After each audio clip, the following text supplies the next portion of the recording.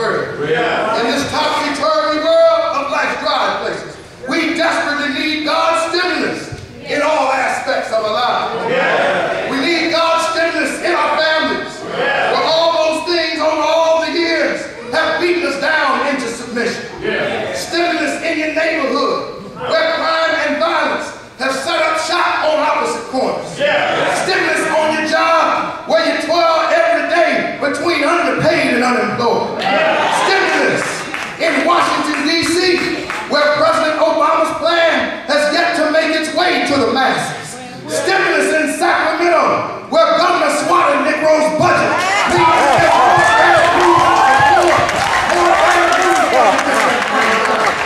Stimulus in our schools, where too many children are failing and others are leaving unprepared.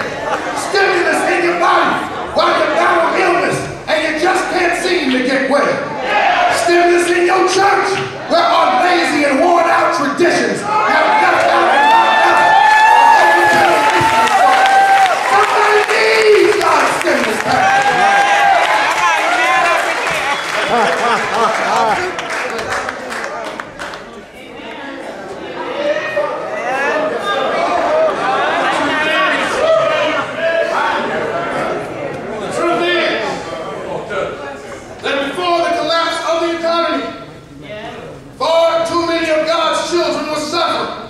While the rich and the powerful turn a deaf ear. But I have to be honest about it tonight.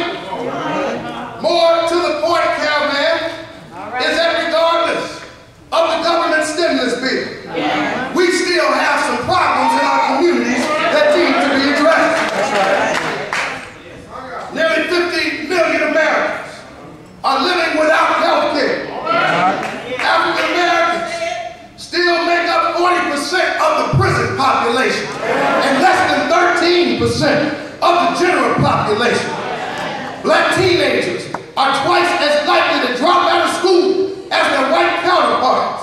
1 in 4 Black and Latino men in the state of California are still caught up in the criminal justice system.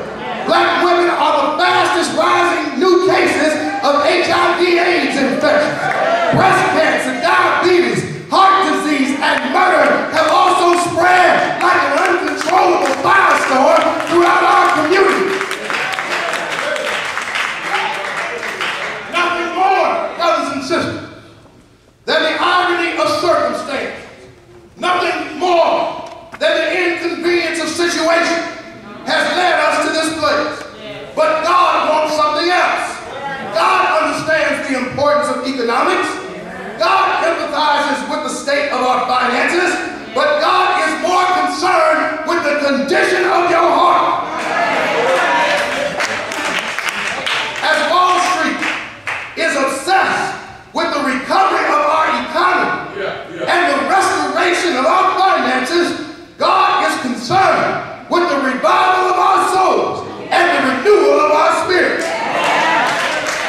Indeed, we need stimulus as we watch wealthy CEOs, unrepentant bankers, and corrupt politicians who stand in the audacity of entitlement, the arrogance of deceit, and the abjection of insatiability, while the oppressed and the dispossessed sink deeper and deeper into an all-time collapse. We need God's stimulus.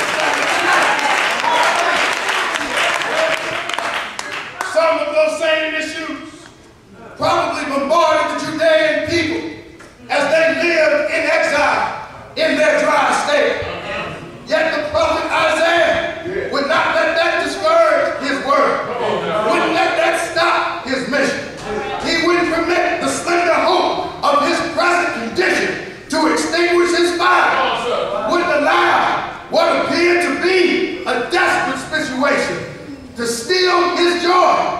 In his boldness, he stood up and proclaimed in the first verse of the text, even in the midst of exile, he said that one day the wilderness and the dry land will be glad. That means if you're catching hell right now, that means you've got problems on every hand, trouble on every side. Just hold on a little while longer. All you gotta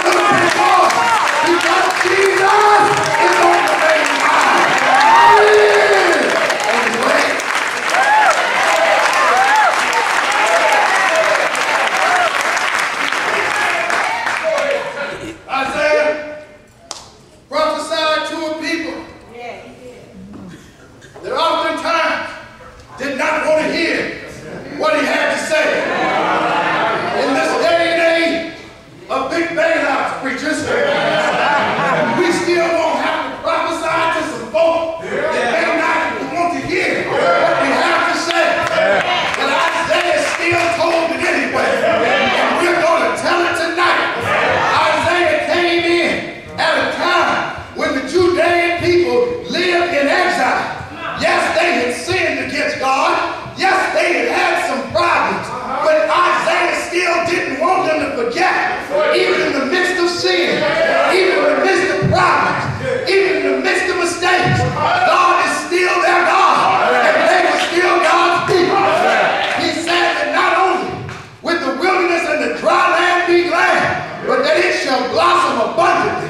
That means that God is going to give you more than you need, give you more than you deserve. Sometimes God will even give you more than you want.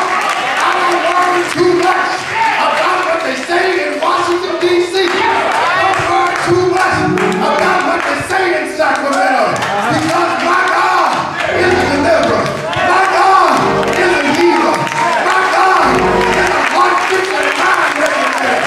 My God can give a stimulus package in the midst of no stimulus to be found. You ought to say yeah.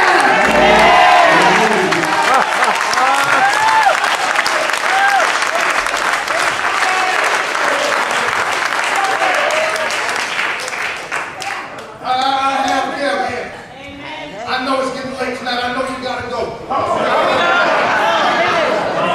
I just need 5 minutes.